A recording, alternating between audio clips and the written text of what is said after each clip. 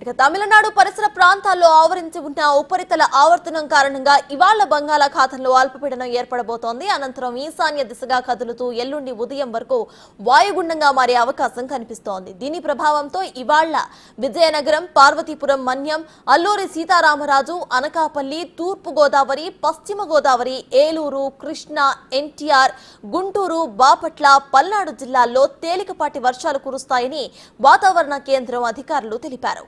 అల్పపీడనం ఏర్పడిన తరువాత పొడి వాతావరణం కారణంగా గరిష్ట ఉష్ణోగ్రతలు పెరుగుతాయని హెచ్చరించింది.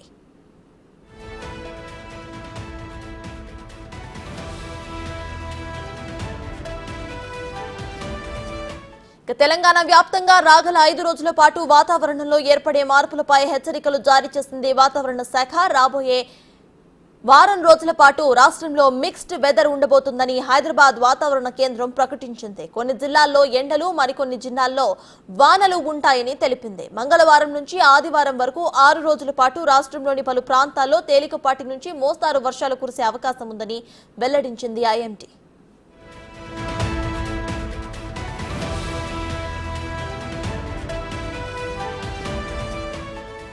నేడు జయశంకర్ భూపాలపల్లి, ములుగు, భద్రాద్రి కొత్తగూడెం, ఖమ్మం, నల్గొండ, సూర్యాపేట, మహబూబ్ నగర్, వరంగల్, హన్మకొండ, జనగాం, సిద్దిపేట, యాదాద్రి భువనగిరి జిల్లాల్లో అక్కడక్కడ వర్షాలు కురిసే అవకాశం ఉందని వాతావరణ శాఖ ప్రకటించింది.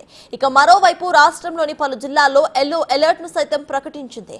దీంతో అక్కడక్కడ ఉరుములు, మెరుపులు, ఈదురుగాలులతో కూడిన వర్షాలు పడే ఛాన్స్ ఉంది.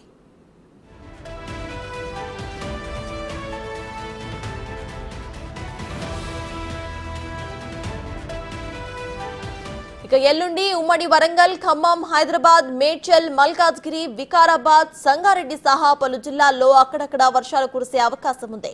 మరోవైపు 25న కూడా ఉరుములు, మెరుపులు, ఈదురుగాలులతో భద్రాద్రి కొత్తగూడెం, ఖమ్మం, రంగారెడ్డి, హైదరాబాద్, మేడ్చల్, మల్కాజ్గిరి, వికారాబాద్, కామారెడ్డి, మహబూబ్ నగర్ ప్రాంతాల్లో వర్షాలు పడే ఛాన్స్ ఉందని జనం అప్రమత్తంగా ఉండాలని హెచ్చరించింది.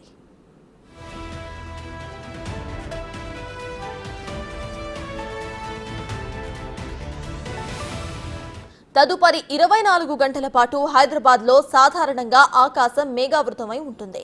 దీంతో సాయంత్రం, రాత్రి సమయాల్లో నగరంలోని కొన్ని ప్రాంతాల్లో తేలికపాటి వర్షజల్లులు కురిసే అవకాశం ఉన్నట్లు ఈఎంటీ వెల్లడించింది.